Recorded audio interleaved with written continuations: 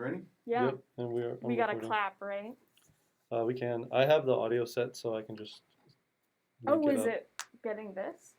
No, this is getting its own with the Okay. with the mic in here. Yeah. Okay. But I'll sync it up with the audio over there, so Okay. it'll be fine.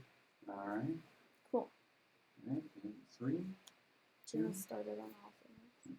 1 or 2. Yeah. Record? Yep. Yeah. All right. Here. Hello, everybody. Welcome to the Nostalgia Nook, where we talk all things late 90s, early 2000s from our childhoods. My name is Cole, and I am joined today by my cohorts, Ryan and Guillermo. Guys, how you doing today? I'm Doing good. Thank you. Yeah. Fantastic. Now, it's interesting because I feel like a lot of us from the early 2000s, late 90s, in terms of our birth, grew up with a lot of the same stuff. Somehow, some way, we all grew up with TV shows and movies, maybe possibly even video games, or even like fads that somehow we were all interconnected with. Like, for instance, Ryan, I know for a fact that you have a deep fascination with Blue's Clues. I wouldn't say it's a deep fascination, but I did decide to research it for today because it was just kind of this random memory that came out of nowhere for me when we started talking about this podcast. Mm-hmm. And so, I was like deeply afraid of movies as a child, like specifically movies that have, any kind of real people actors. I could tolerate what I would call like a picture movie, which would be what we would, as adults, refer to as animated. And so a lot of my early childhood memories surround this like fear of movies, like hiding under the blankets and falling asleep during the fishing net scene of Finding Nemo was kind of like my main move as like a 5 to 6 year old. Right. People don't realize how terrifying that scene is. It's scary. Like all these movies are really scary. I mean, I go back and I watch them as an adult, and I'm like, okay, yeah, it's an animated fish. Like, it's not a big deal. We eat them, it's fine. Yeah.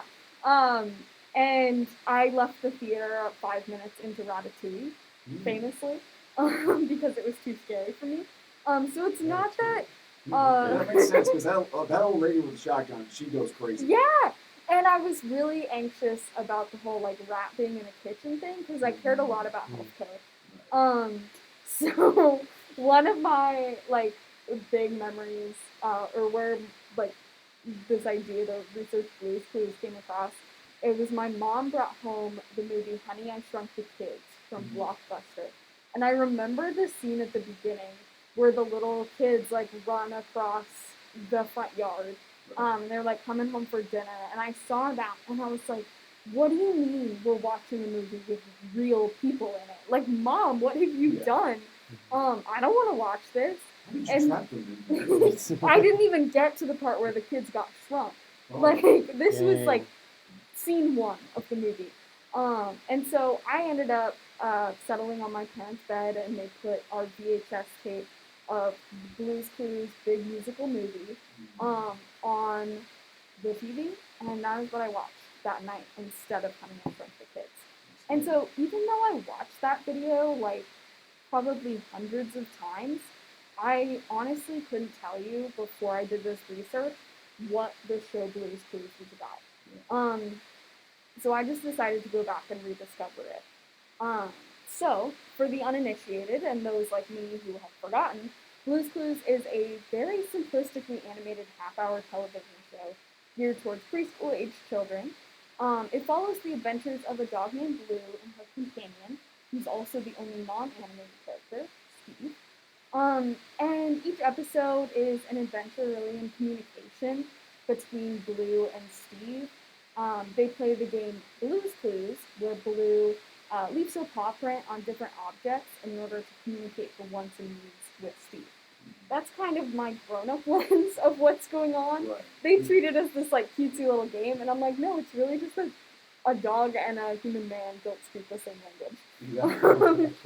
But the show originally premiered in September of 1996 on Nickelodeon, which is an American pay television station.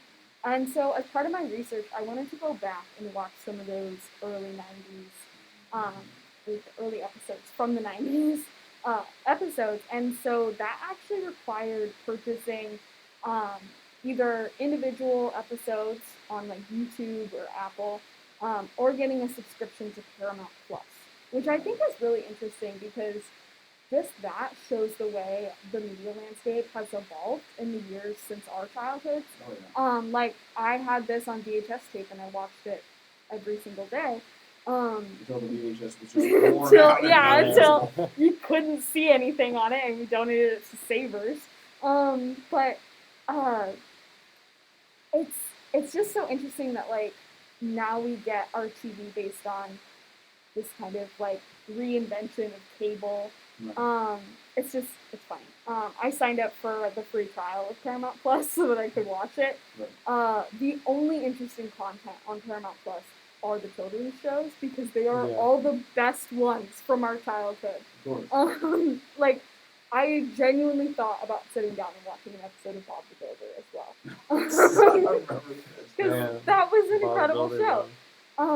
And so when I was watching these episodes, I was really surprised by the animation style because I remember at the time, and maybe it was different in the movie version that I watched regularly, is that like I remember it being, you know, colorful and fun, and it was all those things, but I also remembered it being like shiny. Yeah. Because everything seemed shiny to you as a child, I guess. But But the keys in front of the kids. yeah, and so actually, like every item in the different like sets are like cut out of construction paper. Is kind of the look of it, and it's really two dimensional, which I think is interesting for a children's show. But it creates like kind of like an interesting world that's different than your own. Makes it feel a little like fun and like you're going on an adventure into like a different reality. And so that was like a surprise to me, but the little jingles that they use for every different segment on the show were a total throwback. Yeah. Because we just got a letter. Exactly. It's from. And they're so simple. Like people sat down and like composed those. And that's something that I think is really interesting because the format and the philosophy of the shows was actually based on like really extensive research. Contrary to prior beliefs, the show's creators really believed that children could be intellectually engaged while watching television, and they weren't just passive viewers. And so the show was designed to help young children build problem-solving skills that were relevant to their lives. And that was with like the slow pace, which was honestly brutal to watch at 21. But also like the difficulty of the clues increases as you go on throughout the episode. So the first episode, which is what I started with, they're sitting down for snack time, and Steve hands Blue like some graham crackers, and she's like, "What?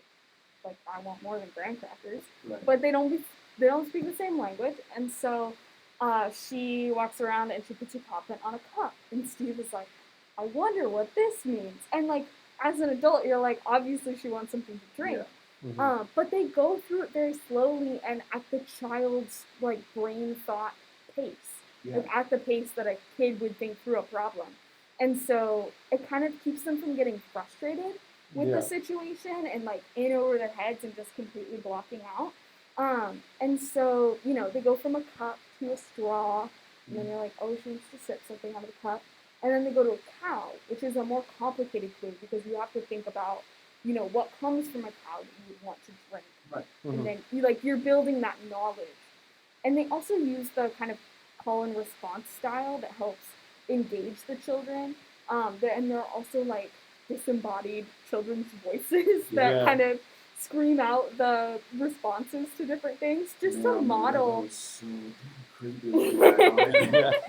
But it helps model like the behavior that they're looking for from you and like how you can interact with the show. And then I also just like found out a lot about different misconceptions about Blue's Clues.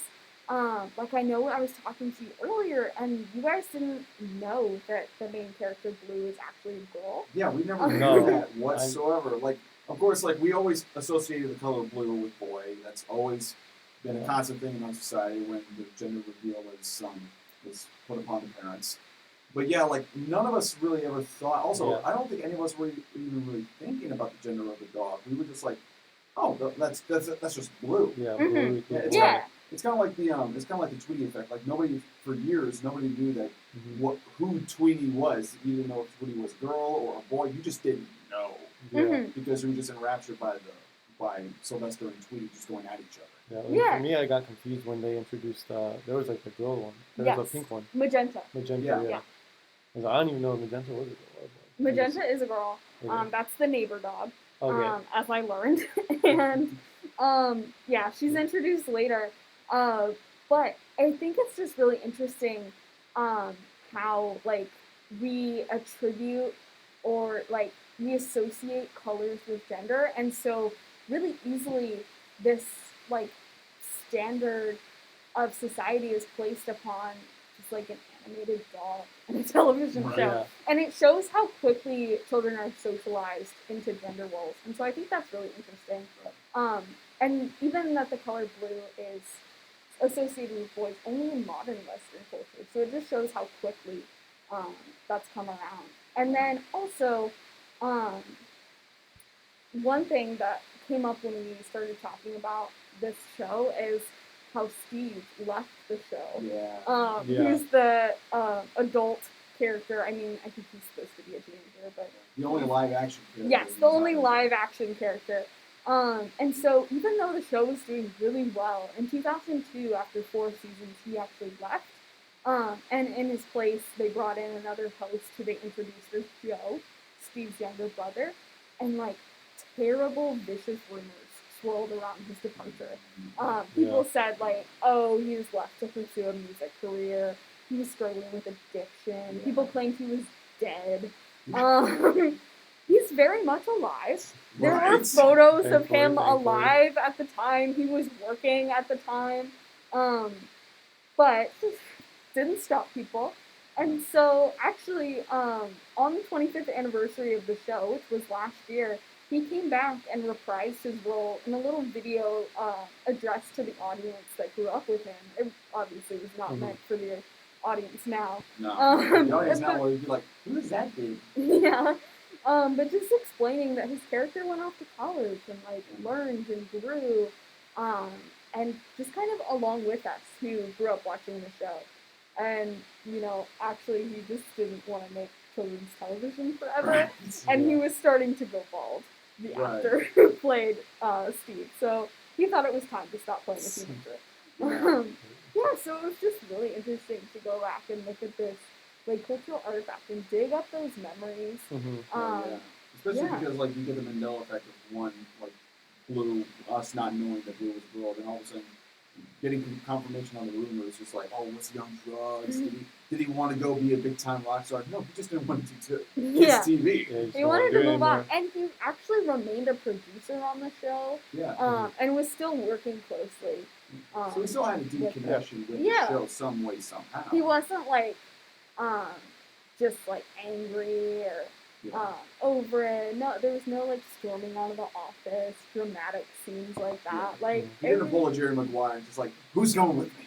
yeah, no, Yeah. it wasn't. It wasn't some great resignation. Like it was just time to move on. Yeah, Right. no, I've heard a lot of actors that work in children's television show also like they always end up coming back and becoming a producer as well. Like Oh there's yeah.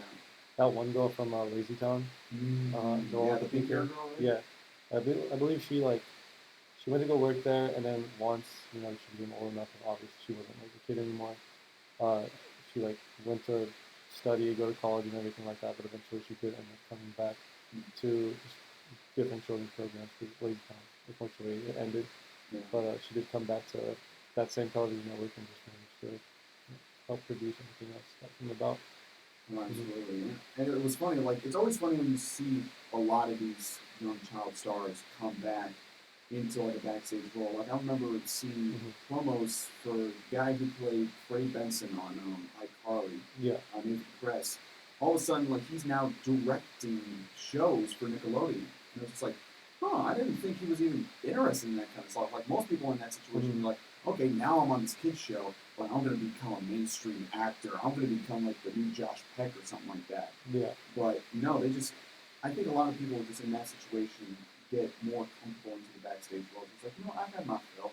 Mm-hmm. Kind of like with Steve, just like, I've had my fill, kids TV, I want to go do something else. And then they fit into that backstage role. I think also it's pretty brutal to be a child actor. Like, Oh, you Oh don't yeah. really have that much choice yeah. in being a child actor. Like, theoretically you do, but in a sense, like, you're 5 years old, you're 10 years old. You don't really know what's going on. And so, I think there's some fatigue in that. Like, it is 100%. all that you know, but it's really overwhelming, especially when you go back and look at your childhood. Like, I know that actor who played Matilda in the Matilda movie, she's actually written a memoir that I'm, like, dying to read, and it was really tough. Oh, yeah. Especially because, so, like, once you got into teenage years, they're like, well, now you're not the cute little girl from exactly. Matilda. You're not the cute little girl from Miracle on 34th Street. Like, what the hell? Yeah, you kind of get locked in by society as this, like, perfect little angel child, Yeah. and then you grow up and you're like, I want to be a grown up. Like, Exactly. Like, I want to move on. And it's so a different form of typecasting, really. yeah, and so directorial roles, I think, can end up being a way for them to really, like, still participate in an industry that is foundational to them, but have more power and agency over what they're doing. Yeah, that's what I find a lot with voice actors. Voice actors, a lot of times, they feel a lot more liberated because they finally get to show us a muscle that they usually don't get to flex. Like, I remember hearing Mark Hamill, who is famously known as Luke Skywalker, Mm-hmm. talk about, like, when he is also famously cast as the Joker in the Batman animated series and many different projects, including Batman and the Joker. But he was incredibly worried because of the backlash that Michael Keaton got back in '89 when he was cast as Batman. It's like, this dude can't be cast as Batman, and then he proved everybody wrong. And the funny story with him, with Mark Hamill getting the Joker, was the second they offered him the part, he had to go audition, and he thought the backlash was going to be similar to Michael Keaton. Mm-hmm. He was like, nobody, I'm not going to get this part whatsoever. So the freedom was like, okay, since I know I'm not going to get this part, I'm just going to go ahead and go for it. It's like, I'm going to make them regret not casting me. And then the second he blew the whole roof off the place and he got cast, he was like, oh my God, no! Why did you cast me? Oh no! And it's just shows that, like, you know what, when you find out that you just don't care and you have no fear, then obviously that produces a whole lot of your best work somehow, some way. And I feel like that happens a lot on kid shows, and as well as video games as well. I bet a whole lot of people who work on video games have that same kind of freedom in a way. Oh yeah, 100%. I mean, there's always people who get, like so much creative freedom in video games. I mean, like, and there's so many people who always get to be a part of many projects as well. Like, and some that you would be surprised of, like in Sonic Adventure 2, right? When it comes to, like, companies and businesses, there was a lot of last minute, like, changes to that game as well. Like, one of the most, like, interesting ones was the introduction of, like, the soap shoes. It was like Soap was a subsidiary of Heelys. You know, those were the clown shoes that Sonic would wear. Yeah, just to be clear, these are not like bars of soap that people turn into shoes. No bars of soap here. But yeah, like they were soap shoes that essentially they had this block at the bottom of the shoe where the arches, and those would just pretty much allow you just to grind on rails and everything like that. And so that's why you would see all these like fake advertisements on Sonic Adventure 2. But apparently they were real advertisements, but I didn't know they were advertisements until I did research on it like a couple days ago. And so, because like originally the Sonic shoes that are there, they're originally red and white, and then they have that like latch on it, and then they have like the classic like knee socks that are like pushed all the way down that are white and everything. But in Sonic Adventure 2, they completely changed the look of it, and everybody thought it was a remodel. Yeah. Were fans pissed at that, or did they kind of accept it? I don't think anybody really noticed. I thought people just thought it was like, okay, new generation of Sonic. This is a new model. This is what it looks like now. And so I thought that's what everybody pretty much accepted it as. And certainly nobody realized it was a freaking brand deal. And so I think it's so interesting how they market stuff to children. Oh, Like yeah. looking back, or when I used to babysit, Yeah. I would watch children's television Hmm. with these kids, and one, it was all kinds of stuff that I was not allowed to watch. Right. And so when I was their age, and so I was like, whoa, what is this? And spoiler alert, it's all creepy. It's a course. bunch of kids being friends with grown adults in a way that you're Yeah. like, that should not be allowed. Yeah. And but the whole like all the commercials Hmm. on those shows are directly targeted towards kids and specifically their insecurities. Like seeing uh Man.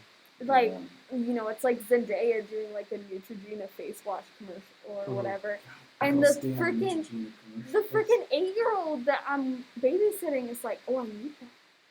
I'm like, baby, you don't have acne. Like, you're 8. Like, don't You have worry nothing about to it. worry about until you get to middle school. You have like 5 more Yeah. years before that You're still happens, in bro. elementary school. You got plenty of time. You have so many years, and also, like, it's okay. Whatever your skin does, it's going to be okay. Yeah. But anyway, so I just think it's really interesting, like, because I also played the Sonic game with my brother.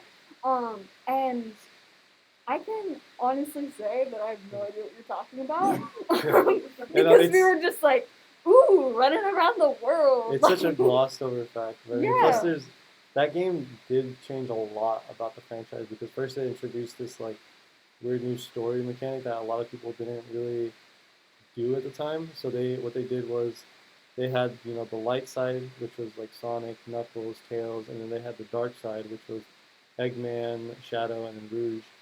And then was Metal Sonic involved in that as well? he was a part of the multiplayer, but he wasn't a part of like the actual story of the game.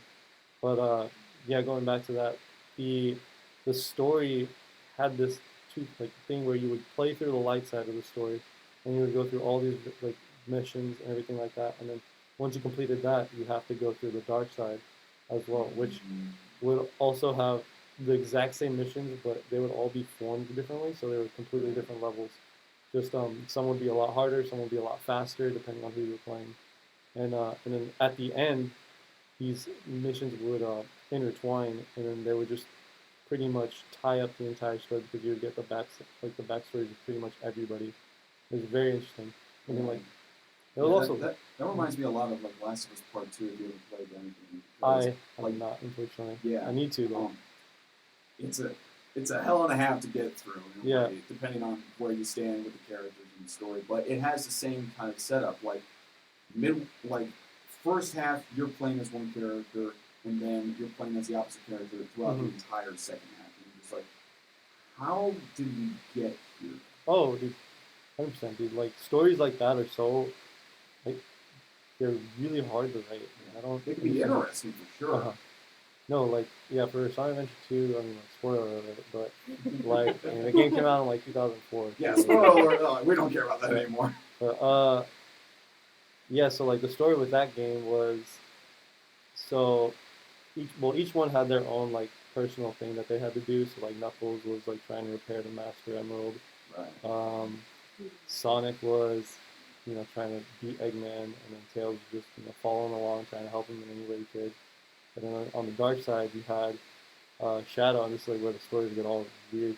Shadow is like he's only there because he doesn't know like what he's doing. So for the entire backstory that it all pretty much converges into is that Dr. Eggman's grandfather had a daughter named Maria, which Shadow the Hedgehog was pretty much like the protector of.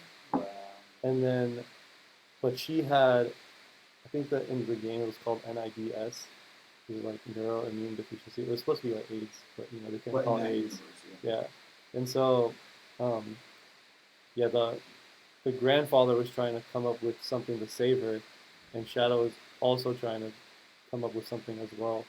But eventually, he gets executed. It's shown off screen, but he gets like, because like there's like soldiers like interrogating him. It's like really you weird. don't need to play this part. We're just gonna show you. You don't like as a kid. You're just like I don't know what's going on, but okay, like whatever. And then at the end, like your character is like, died. I love Sonic. Oh, this is so sick. When did this happen? Where'd my buddy go? Yeah, exactly. And then, but yeah, because he gets like executed, he has this whole like base on like in this asteroid in the space in like the solar system, Yeah. and he eventually like towards the end, once the stories intertwine, he pretty much like decides to crash it into the Earth, and it's just this whole crazy thing.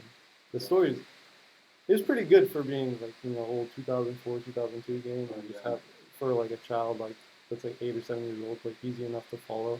Oh, And so and the levels were all phenomenal too. yeah, and it's also funny with those, like, because I believe you guys said this. You guys both played on GameCube, right? Yeah.